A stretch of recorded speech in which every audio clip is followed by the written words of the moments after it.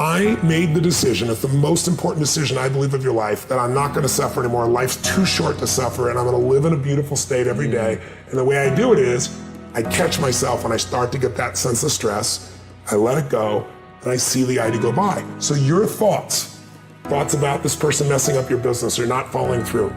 If I was in a room with 10,000 people, I guarantee you 60, 70% of the business owners have the same thoughts at times, right?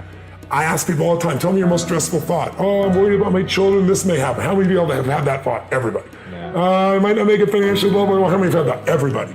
My point is, it's not your thought. It's the mind, not your mind. When you think it's your mind, you identify with it, and you can't separate from yourself. Right. But when you realize, these thoughts have been around for millions of years, and I'm just thinking the same thought that so many people thought before. Like, how many people have ever thought, I'm gonna kill this son of a bitch? Now, you didn't do it, because you didn't believe you're really gonna kill them. But you felt it, you said it, you were there, right? So we all have thoughts. It's only the stressful thoughts we believe that mess us up. So what I try to show people is, if you can start to realize, these thoughts have been around for millions of years. So what I want you to realize is thoughts are invisible waves. When you turn on TV, it takes invisible waves, and depending on the channel, you're gonna see a love story, or an adventure, or a drama, or a comedy, or a horror. The way you use your body determines which of those thought waves come through you. One moment you're pissed off, the next moment somebody makes you laugh, you change your body, you change the channel, you change what comes through you. So what I've tried to do in this area beautiful state is simple. First, identify where you're suffering. What's your favorite flavor? Are you a worrier? Are you a pissed off person? Stressed, angry. What is it you do? Second of all, decide you're gonna kill that monster while it's little. You're not gonna wait till it's Godzilla taking the city. You're gonna break the pattern. You start to feel the stress, you see it as thoughts going by, and then you focus on something to appreciate, enjoy, or love. Appreciation, love, and joy destroy suffering. You can't be grateful and angry simultaneously. It's possible. You can't be worried and fearful and grateful simultaneously. So I tell people gratitude is one of the emotions to cultivate that'll destroy the suffering. And that's what we teach people to do. If you find your passion, you're gonna have this tremendous energy. It's sustainable energy. But momentum requires you always do the next thing to keep the momentum going. And the reason you get yourself in a passionate place is so that you change your life, and the only thing that changes your life is making a decision. So while you're in this passionate state, that's where you make decisions. You don't make decisions when you're like, oh, I don't know, what do you think? All right, let's decide. If you make a decision in a state without momentum, if you make a decision from a place where there's no passion, you are not gonna get momentum. It'll kill momentum. It's decide, commit, and resolve. Some of you, in the past, you've gotten momentum, you've gotten passionate, you've even made a decision, but a decision is the first step. Decision is like a war. I gotta do this or that. All right, I'm gonna make myself do this. But commitment is when you now, after you've decided, you commit to do this for the long term. Whether it's hard or easy, doesn't matter. You're doing this. It takes it from this moment and it carries it into the future even when things are difficult. And the third state is resolve. Resolve means it's done. It's like, it doesn't even if you took action, it's done inside you, so it's done out there. There's no question whatsoever. Then once you decide, the only way the commitment and the energy and the momentum continues is if you take immediate, massive what, my friends? Massive what? Write down in your notes, massive action is the cure-all. Massive action is the cure-all. If you're having a difficult time with something, your relationship isn't where you want it to be, your finances are not where you want to be, your body's not where you want to be, your business is not where you want to be, you need to take massive action. And if that doesn't work, try something else. If that doesn't work, try something else. Keep going with massive action and you will find the way because it will give you momentum. If you want to grow a business, I can teach you a million strategies that'll change you overnight. And if I get you to use a strategy and grow your business 30% like that, you are going to get so excited that your story about your business will change, won't it? You're like, I can rip this open. I'm going to make this thing 100% more profitable. That's why 80% of those people, I can grow them 30 to 130%. Because once I get them that momentum, people's story changes. And when their story changes, the third and most important thing changes, their state. Because that's what really changes it all.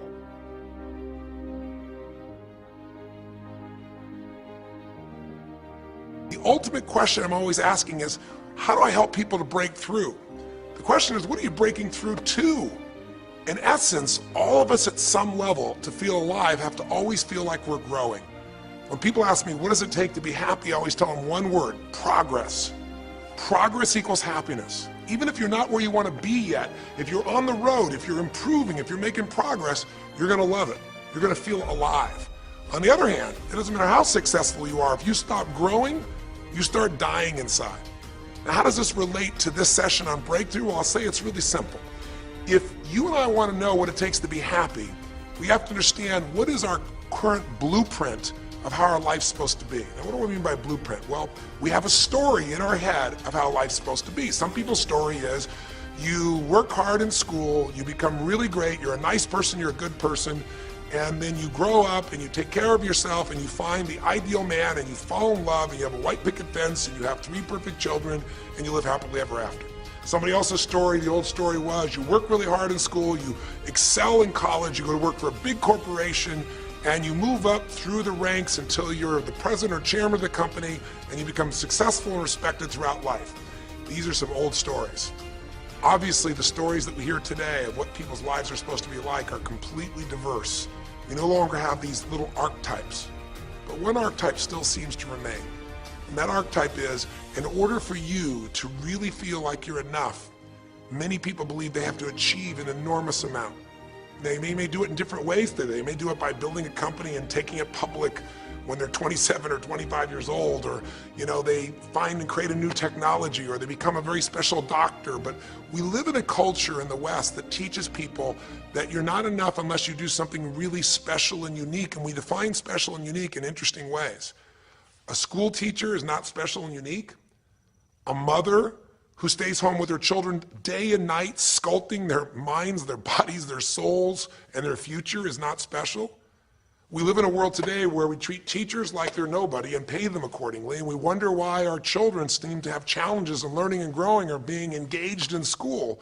When we spend thousands of dollars on some item like a computer, but what we look at overall, we invest in for the teacher and for that person who's the personal connection with them is so small.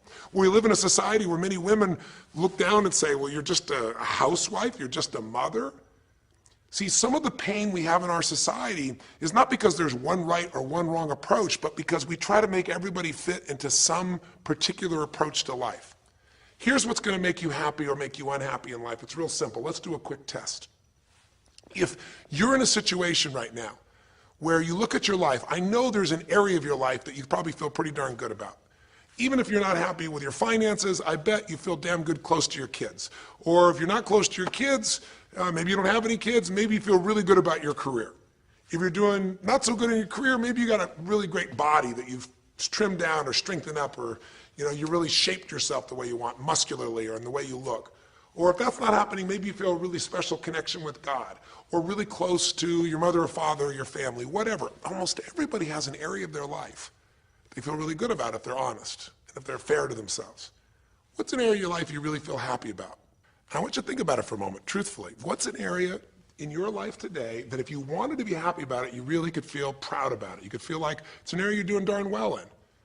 And if you're really hard on yourself, there's still an area. What's an area? I want you to think of it right now. And I want you to think of that area, whether it's your body or your finances or your career or your intimate relationship or your relationship with your kids or your relationship with your creator, whatever it is.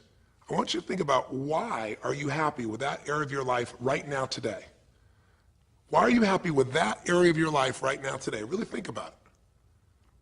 If you were in a seminar with me, I'd have you write this down. And if you can put me on hold here for a second, because I'd like to reveal to you what the formula is for happiness. And if I say there's a formula for happiness and here's what it is, you're going to go, yeah, sure, that's what he says. But if you put down the answer and we can see the formula is real without me telling you what it is, you get to look at your own life and say it matches. You're going to know this is right. So you could stop this right now if you want, put me on hold, and just write down what's an area of your life you're really, really happy about, you're really pleased with, or you could be if you wanted to focus on it. And why are you happy with that part of your life right now? Even if you're not happy with everything, what's the area you're happy with and why? Put me on hold right now, or if you're not going to do that, just think for a moment. Why? Specifically, be real. Why? Now, when I ask this, if you turn me back on now, if I ask this of an audience, I'll have people write this down for a few minutes, and I'll call on people, and I'll say, share with the person next to you first. What are you happy about, and why are you happy in that area? And be specific. And after they share, I'll have people stand up. I'll call on a variety of people, and I say, ma'am, tell me, what are you happy about? And she'll say, well, honestly, I'm really happy with my body. She goes, I never thought I'd say that, but I used to be so unhappy with it, and you know, I did some things, I pushed myself through, and now I exercise regularly, and I'm not perfect, but I feel fit, I feel strong, I feel energetic, and that's really, I don't know, it just feels good to me. Now, I say to everybody, I'm now going to show you what the formula for happiness is, and it's real simple. I want to reveal it to you so you don't ever forget it. Whenever you're happy with an area of your life, it's because right now, your current life experience, I call it your LC, your life conditions, the conditions of your life conditions in that area match or equal to your blueprint, your story, your belief about how life should be in that area. So this woman says to me, I'm really happy with my body because it's not perfect. Her blueprint is I don't need to be perfect, but it's so much better than it was. I'm fit and I'm strong and I have this energy. Her mental blueprint says I should be fit, strong, and have energy. I don't need to be perfect, but I should be that way. Well, when my life, my body matches how I think it should be, I feel good about my life. I'll ask somebody else. I'll say, tell me an area you're happy with. Someone else will say, well, I'm really happy with my career. And why? Well, I'm doing better than I even thought I would be. I'm ahead of the schedule of where I hoped I'd be at this stage. I'm working at this level in this company, and I have these skills and this ability, and it's even better than I thought. Well, once again, listen, this person's happy with this area of their life because their current life conditions in the area called their career are even better than they expected they would be, better than their blueprint, better than their belief of how it should be. If it's really better, you tend to be over the moon. One woman would say, I gotta tell you, I said, I'm the happiest I've ever been in my whole life.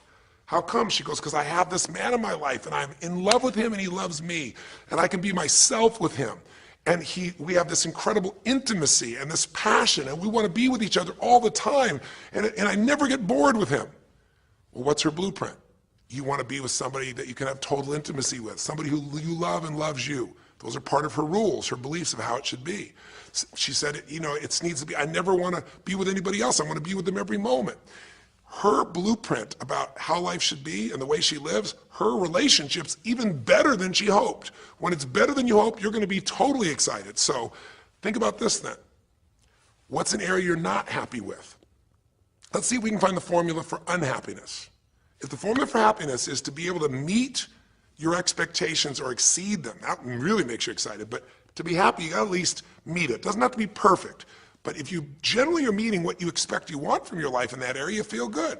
Life conditions match blueprint, feel good. So what makes you feel bad? What creates pain, stress, frustration? Real easy way to figure it out. Answer this question. What's an area of your life you're not happy with? Be honest with yourself. And even if your life is great in all kinds of ways, I'm sure there's an area you'd like to improve. Anybody who's honest, if they're doing great in their career, very often they don't take care of their body so much. If they're really focused on their body, very often they find themselves in a position where they're not spending enough time with their kids. Or if they're spending time with their kids, their intimate relationship's not doing so well. Because it's the nature of human beings to focus on areas they feel comfortable with and strong in and give those time. And the areas they don't feel so strong and they go, I don't have time for it. What they're really saying is, I don't feel very competent in that area. So what's an area of your life that you are not as happy with?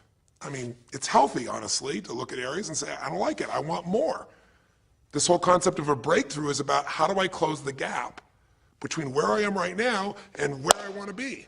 That's what we're here to do. It's like, here's where I want to be, here's where I am. It's healthy to see there's a gap. That makes me have this hunger, this drive to grow, to feel alive, to expand as a human being.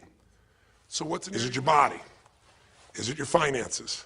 Is it your career? Is it your spiritual life or lack thereof in terms of feeling connected in that area? Is it your kids? Right? What's the area? What's the area that's not where you want it to be? And then answer for a moment, why aren't you happy with that area of your life right now? Why specifically today are you not happy with that area of your life at this stage of your time of your life? Again, you can stop this and write it down. Might be useful for you. Or if you're going to keep it running, stop it and you'll turn it right back on and I'll kick into it. Do that now. Or if you kept it running, then just I'll give you what happens. I have people write this down and they don't like this exercise so much. Well, I don't like my body, or I don't like my finances, I don't like my career, I don't like the person I'm in a relationship with, I don't like myself the way I'm in relationships. Why? And they write it all down. Have people share back and forth. I call on people and the lesson's pretty clear. I tell people in advance, here's the formula for unhappiness. I'll show you before you do anything else. When your life conditions, the way you're living your life today, does not match, it doesn't equal your blueprint, your story of how it's supposed to be, then you're going to have disappointment, frustration, or pain. If your life is way different than the way you think it's supposed to be, you can have enormous pain. If it's a little different, you might feel stressed. Make sense? So people stand up and they say, tell me, what's the area you're not happy with? The person says, well, I'm really not happy with my finances. And I go, why? And they say, because I'm doing worse now than I was 5 years ago. I made mistakes in the market, and at this stage of my life, I should have this much money, and I don't have it, and I don't know how to change it, and it's making me crazy. And why are they crazy? You say, well, because they don't have their economic needs met. No, you cannot have your economic needs met, and you can still be okay. But when you have an idea, this is what my need is, and I did the wrong thing, my life doesn't match how I'm supposed to be, that's when people get a little crazy. See, think about it. If you grew up taking care of folding your own clothes, making your own meals, going to the store, doing the grocery shopping, cleaning the bedroom, cleaning the house, vacuuming, taking out the trash, and you did that your whole life, then if you have to do that later on, you don't feel like you have economic pain because you don't have a maid. But if you grew up in an environment where everything was done for you, you never have to work, and now suddenly you have to work incredibly hard to just pay enough money to pay your bills, and all of a sudden food is building up and the house is dirty and your clothes aren't folded and nothing matches, you might find yourself really angry and frustrated because you have a different story about how life's supposed to be than how it is. Someone else will say, well, I'll tell you why, because I'm in a situation now where, I'm 30 pounds heavier than I should be. Should be is the key word. There are people in all cultures who love being big.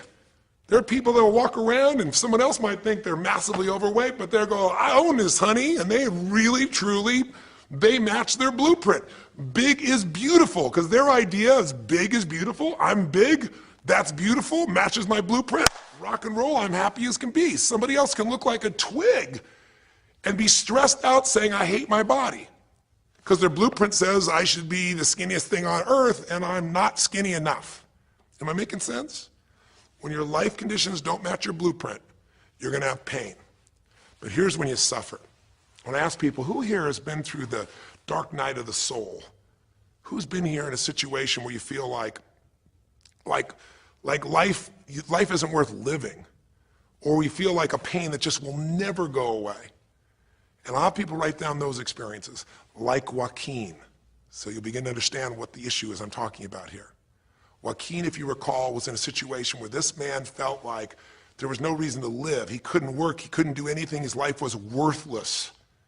Why did he think that? Because he had a blueprint. And his blueprint said, I need to be an NBA basketball player, at least a professional basketball player. I need to be able to make money and have this great lifestyle because that's what makes me worthwhile as a human being. That's what makes my family respect me, my mother, my uncles, my aunts.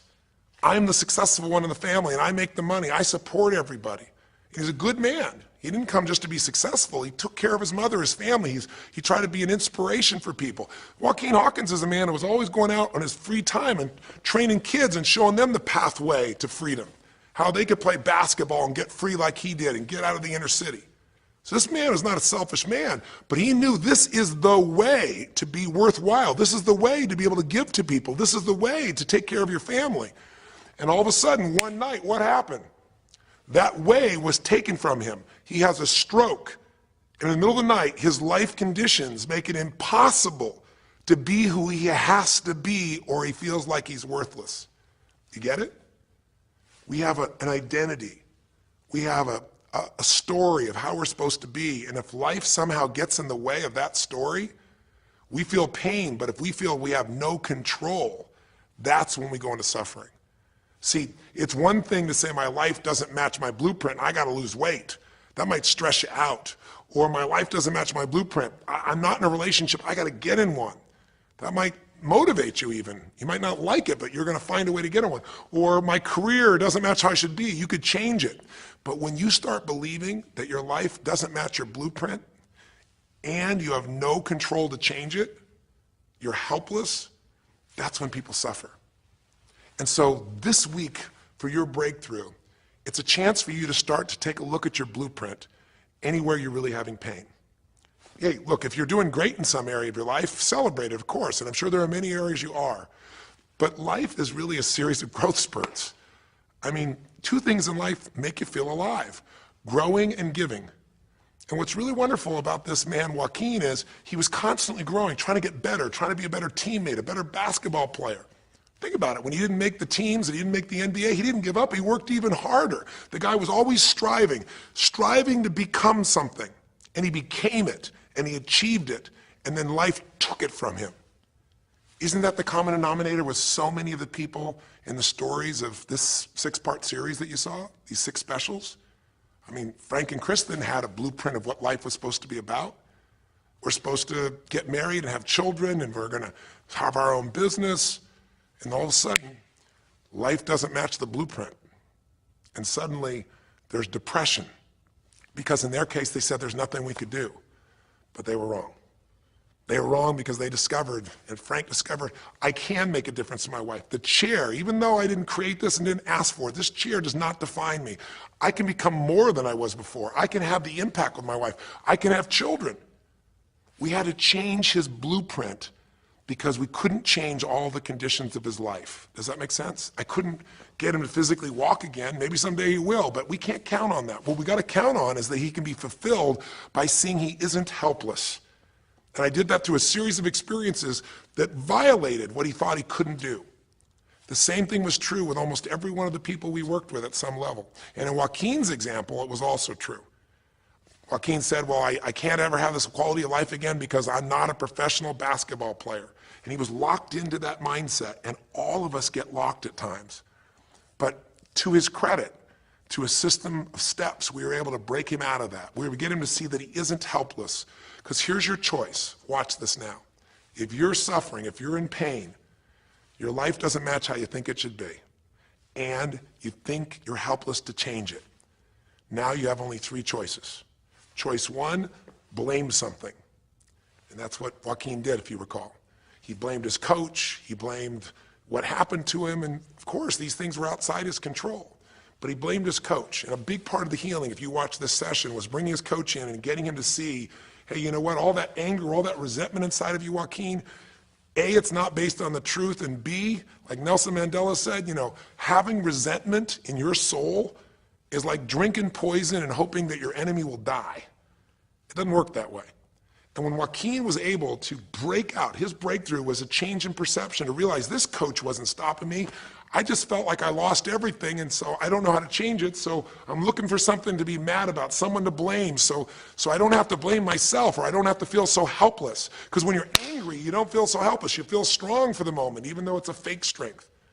When he was able to make that breakthrough, he could stop blaming, because these are your 3 choices. When life doesn't match how you think it should be, blame something. An event, someone else, or yourself. As we talked about earlier in the series, blame games just destroy you. There's no progress when you blame. For the moment you feel okay, but nothing changes. What are your real choices? You only have 2 choices in life. If life doesn't match your blueprint, you either have to change your life. That is, you got to say, you know what, my body isn't there, I'm going to go work out. My relationship isn't there, I'm going to change it. I'm not making what I got to make, I'm going to retool, I'm going to get a new skill, I'm going to go back to school, I'm going to start a business, I'm going to do something. You have to do something to change your life. Or, in order for you to be happy, if you can't change your life, you're going to have to change your blueprint. Usually in life, it requires a little bit of each. Does that make sense? And if you change your life and change your blueprint, you can have an extraordinary life. And what you witnessed this man do was once he let go of his anger and his denial, once he started to look at things, he began to find by spending time with his family that he was worthwhile being loved whether he played basketball or not. Of course, professional basketball was no longer a part of it. And we got to get Joaquin to shift that. And Joaquin is a metaphor for all of us. Because all of us are going to have times in our life when what we want or think life should be like isn't going to match how life really is. Those moments, if we blame, our life goes into pain. If we change, we can change our life and match our blueprint. But we have to also know when it's not within our control. And that's how we're able to make a shift and change what our story is for our life, what our expectations are, not by lowering them, but by changing what that model really is. I hope this makes sense to you. I'll give you a great example. Years ago, I do a lot of work with business people, celebrities, people of all kinds of walks of life. And I was dealing with a group of people, and they knew a very, very powerful celebrity. And to give that person privacy, I won't tell you too many details, so you can't figure out exactly who it is, but it would be a person who was very successful as a woman, who was extremely attractive by cultural standards, a woman who's had a lot of dear friends, a lot of deep respect, so great skill, great ability, extremely talented, quite attractive, quite wealthy in financial terms, and lots of great friends. This would be, for most people's idea, the ultimate blueprint. If your life matches that description, you must have an incredible life. But ironically, this particular individual, as famous as they were, was depressed all the time. They had seemingly everything, and yet the person was depressed. How do you get depressed when you're smart and you're strong and you're beautiful and you got great friends and you're rich and you're famous? Well, it's real simple. People said, I don't know what it is. Everyone's tried to help her. She's been through counseling. She's got all these different drugs. Nothing's working. She's taking antidepressants and she's still depressed, which is not uncommon, by the way. Because if you change the way you feel physically, but you still see your life doesn't match how you think it should be at some level, and you feel like you're helpless to change it, you're going to be depressed. So I said, bring her to me. I said, I can help her. I know that sounds like hyperbole, but I absolutely can help her. Well, how do you know that, Tony? Because I already know what the problem is. I know if someone's depressed, it's because they feel helpless because their life doesn't match how they think it should be. I just don't know what her blueprint is, but we'll find out what it is, and we'll either help her change her life or we'll help her change her blueprint or both. Long story short, and very quickly, I'll tell you the core of it. She came to me and she spent maybe the first half an hour telling me, apologizing, saying, I know I should be happier. I know it's silly for me to be depressed. I don't know why I'm so depressed. I know I should be grateful for what I have, and I am grateful. And it was all these reasons why she knows she should feel good, but still didn't. And I tried to finally explain to her, listen, I don't care about that. I care about you. The fact that you're not happy has nothing to do with what you have or don't have.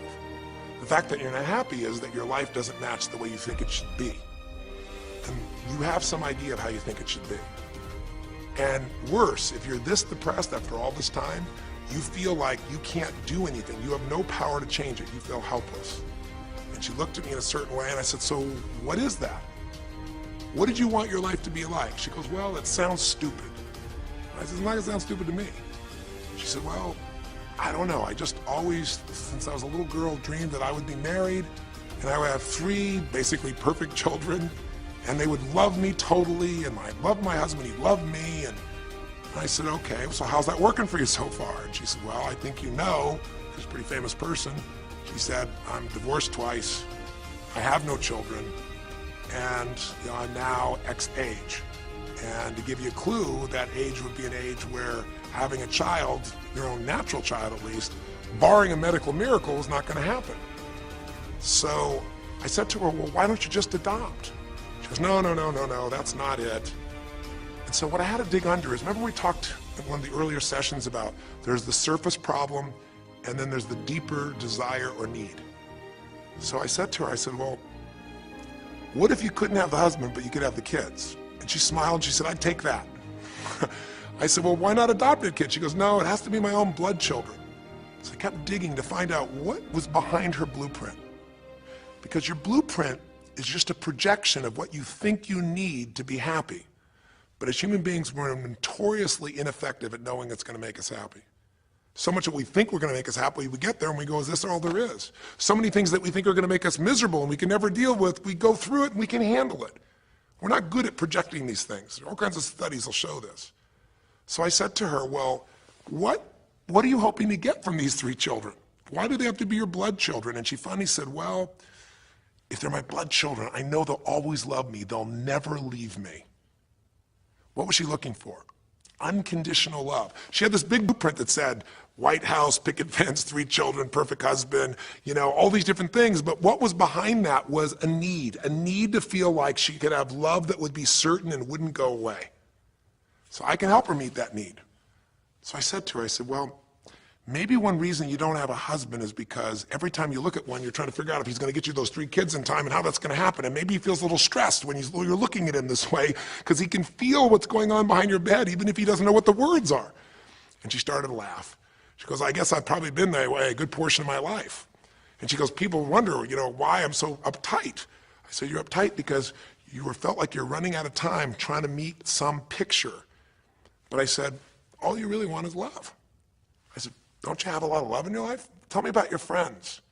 And gradually, I got her to start seeing this love that she was trying to get was already here. It didn't match the picture. Maybe we could paint a new picture of what life could really be like and make sure that picture met her deepest needs.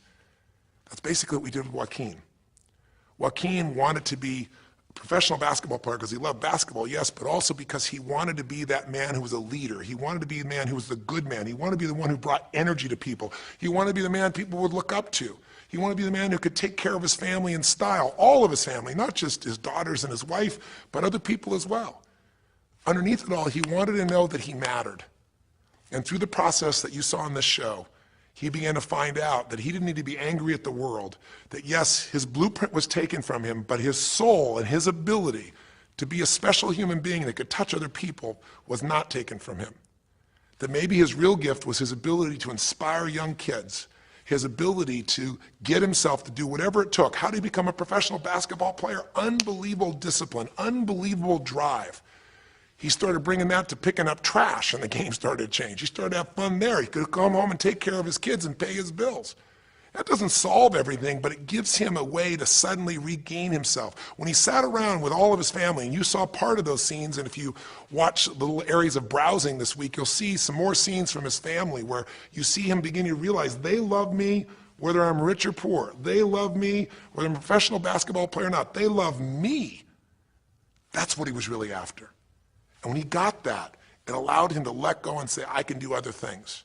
That doesn't mean he won't have challenges. We're all going to have challenges in our life. It doesn't mean that at times he won't wish he's doing more. But he's no longer stuck. He's broken through because he now knows I have control. I can change my life or I can change my blueprint. And when I do, I can fulfill it. I can start to feel that aliveness. Now here's the trap. What do you think happens once you fulfill your blueprint regularly? Once you figure out how to do what you always dreamed of? You always dreamed to live a certain way, and now you're living that way every day. Well, the human nervous system, the human spirit needs to grow. So pretty soon you'll get bored with that, and you'll come up with a new blueprint. That's part of life that's exciting. See, if you and I from this day forward are going to be happy, just remember what we've said. It takes 2 things, grow and give. A meaningful life comes from growing, that sense of progress, and it comes from having life not just be about me, but about we, doing something that makes me feel connected to other people besides myself. That growth, that sense of contribution fills a deep spiritual need that we all have. If you are unhappy in your life, you got 3 choices, really 2. Blame, that's not a choice, it's not going to work. Don't blame someone else, don't blame the event, don't blame yourself, just figure out what you're going to do to change your life. That's my specialty. If you like my coaching or my team's coaching, come visit with us. Come to an event. Come get a coach. Come through a program, and we'll guide you through it more than just a few minutes like this, and we'll do it directly, an environment that'll shift you. Or change your blueprint. You're going to have to rewire what's going on inside, and that's what we focus on as well. So I hope this journey has been an interesting one for you. I hope it's opened up your eyes to what it takes to go from where you are to where you want to be. It takes changing your emotional pattern. It takes bringing presence to your life. It takes realizing you have no problems compared to somebody else and putting your life in perspective. It takes the ability to deal with those extreme stresses that happen in your life by questioning your limiting beliefs And again, we'd love to coach you and show you how to change those in a permanent way where it happens automatically, just like lifting weights so often until the muscle's always there and you find yourself able to follow through. It takes for you to be able to figure out how to deal with crisis and how to turn it around. It takes facing your fear. It takes pushing yourself through what used to stop you. It takes putting yourself in a position where you connect to what's more important than just yourself, what you value than just yourself. And it takes, I think in this case also, the ability to realize that no matter what happens to you, you're more than that moment. You're more than the story you think you're supposed to be. And that even when you're not matching what you think you need to be, maybe there's a reason for that. Maybe you're having to find a different part of yourself that's going to fulfill you at a much deeper level. Sometimes failing to get your goal gives you your destiny. I can't tell you how many people I've known over the years who had an idea of what they thought their life was supposed to be like, and they didn't achieve it, and they felt miserable and upset and frustrated, and one day an opening happened, and they went, oh my God, thank God that didn't happen. I think it's Garth Brooks had a great song, and it's a song about when he was in high school, and he was in love with this girl, infatuated with her, and she didn't even know that he existed. And he prayed to God every day that she would notice him, that she would fall in love with him. And then sure enough, she never did. He was so disappointed. His blueprint didn't match. His life didn't match it because she didn't even know he existed. And he felt this suffering. He could do nothing to turn it around. Well, 15 years later, he became a guy named Garth Brooks, somebody everybody knew, and he could rock, stadiums with his energy and his song and his music. And he goes back to be at his high school reunion. I think it was his 15-year reunion, if I remember correctly. I don't remember the exact year, but all I remember is he said he saw that woman that he was so obsessed by. He was looking forward to seeing her. And now he was Garth Brooks, and he met her. And after he met her and spent some time with her, he wrote a song called Thank God for Unanswered Prayers. Sometimes not getting your blueprint's the best thing that ever happened, because the disappointment drives you to find something more important inside of you. Or not getting it makes you look for another aspect of your life, a spiritual aspect, a family aspect, a physical aspect. If you can just trust that life doesn't happen to you, it happens for you, then you can find in any situation a benefit that can take your life to the next level. I don't care if you're Frank and Kristen. I don't care if you're, Mandy and Scott. I don't care if you're Joaquin and Kim. Every one of us in our life is going to face situations where it feels like we have total trauma, something that's been taken from us. The real question is, what are you going to do with it? Some people just live in their story of what they don't have, and they have the right to do that. If Frank and Kristen lived in pain and felt bad, we'd all say they have the right to do it. It's the difference between what you have the right to do and what you deserve to give yourself and others. We have the ability to transcend whatever happens to us. There's something called post-traumatic growth. Very few people know about it. Two people go through the same stress, one's destroyed, the other grows. What's the difference? The people that grow will not give up. They don't have any excuses. They find the way to break through whatever it takes.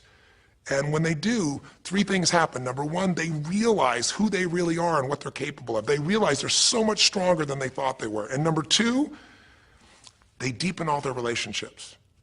You want to know who really cares about you, who you love and who loves you? Go through some tragedy, go through some hard times. All your Facebook friends go away. Your real friends, your real family shows up for you, and you show up for them, and it deepens your relationships. And the third thing happens, if you can push yourself through and break through whatever challenges life gives you, is each time you have a breakthrough, you get stronger. And it almost like builds a psychological immunity in you, where suddenly, all of a sudden, it's like stuff happens, you know stuff's gonna happen, and you're not scared of it anymore. Because after you've been through a stroke, after you've been through, losing the use of some of your body or senses, after you lose a family member, and you break through to that, you get to the other side, it's like, give me your best shot, life. It's almost like there's this psychological immunity that says, I'm ready for whatever life will give me. I don't want challenges, but if they're here, I know I can handle them. That strength of spirit is what creates a sense of freedom and joy in life. And that strength of spirit basically comes from living a life where you are constantly and never-ending flinging away to improve yourself and to help others. That's my mission, and if we can serve you again in the future, I hope you'll check us out. There's 3 ways you can continue to participate with us. You can come to an event, come have an experience with us live at a weekend at our Unleash the Power Within or our Date with Destinies, I think you'll find it's very different than just sitting here talking to you quietly, sitting in front of your computer screen. It's a rock and roll environment. It's like going to the ballpark and having one person sitting there talking to you versus being in the ballpark or the rock and roll concert, you know, with 50,000. There's an energy and a power that comes from it. Second is there's immersion. Here we talk for an hour, there's distractions and emails. There it's total focus, and we go for immersion where literally what we did here over 6 weeks, a few little conversations, all that happens over and over again, multiple times a day, and you get that shift. So come to an event or call up and get a coach.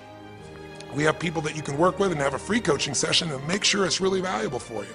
But these are people that can check in with you to help make sure you break through, you make the changes you want to make in your career or your finances or your body or your emotions or whatever area matters to you. And finally, lastly, and probably most importantly, every day you got to feed your mind. Because every day most of us are turning on, you know, some form of news. It shows up in our pocket, in our Blackberries or iPods or our iPhones, I should say. It shows up on, you know, on your computer constantly. It chases us, and it rarely does a good idea interrupt you. Really what you have to do is pursue the ideas, pursue the experiences that are going to change your life. And we have a way to do it called net time, no extra time.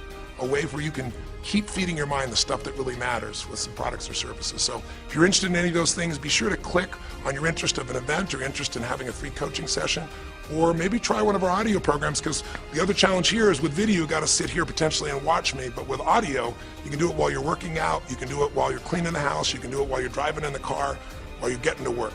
We'd love to continue serving you in any way we can. I know I've gone long in this session, but I really want you to think about, how can I give my life the way I want it to be? The way I do it is I figure out what my blueprint is and I update it for what life is. I change my life, match my blueprint, and suddenly my life feels full and alive. Thank you for the time that we spent together here. I've really enjoyed our time, and I hope that this breakthrough series reminds you to never settle for less than you can be. Never settle for less than you can give or you can share. Live strong, live with passion, and God bless.